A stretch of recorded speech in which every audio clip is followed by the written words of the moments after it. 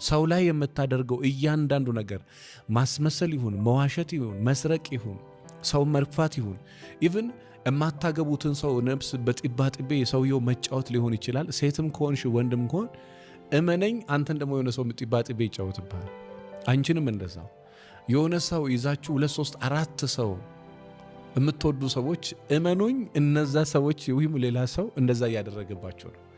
የምታደርጉት ነገር በብርሃን ፍጥነት ተመልሶ ወደ እናንተ ስለሚመጣ በተቻላችሁ መጠን የምታወጡትን ነገር ተጠንቀቁ። ወደ ውስጥ የገባ ነገር ተመልሶ ከውስጥ የሚወጣ ነገር የዘራኸውን ነገር መልሰህ ታጭዳለህ፣ የሰጠኸውን ነገር መልሰህ ትቀበላለህ።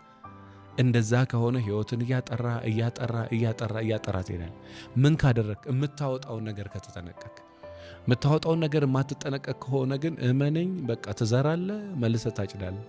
ትዘራለህ፣ መልሰህ ታጭዳለህ። ትሰድባለህ፣ ትንቃታለህ። ቤት ቢሮ ደግሞ ሄደህ ተንቀህ ትኖራለህ። ባለቤትሽን ትሰድቢያለሽ፣ ትንቂያለሽ፣ ደግሞ ተንቀሽ ትኖሪያለሽ በሌላው። ስለዚህ እኔ ይሄን አልፈልግም፣ ሰላም የሆነ ትዳር፣ ሰላም የሆነ ቤት፣ ሰላም የሆነ ህይወት እፈልጋለሁ የምትሉ ካላችሁ ጥርት ያለ ህይወት መኖር ከፈለጋችሁ ተጠንቀቁ። በተቻላችሁ መጠን የምትሰጡት ነገር እናንተ መልሳችሁ የምትቀበሉ ነገር ስለሆነ ለራሳችሁ ስትሉ ነው እንጂ የምታስተካክሉት ለሚስት ስትል ወይ ደግሞ ለባለቤትሽ ስትይ አይደለም። ባለቤትሽን የምታከብሪው ፍቅር የምትሰጪው የምታዳምጪው የምትንከባከቢው ለሱ ብለሽ አይደለም፣ ለራስሽ ብለሽ ነው። የሰጠሽው ነገር በብርሃን ፍጥነት ተመልሶ ወዳንቺ ይመጣል። የዘራሽውን ነገር መልሰሽ ታገኛለሽ፣ የሰጠሽውን ነገር መልሰሽ ትቀበያለሽ።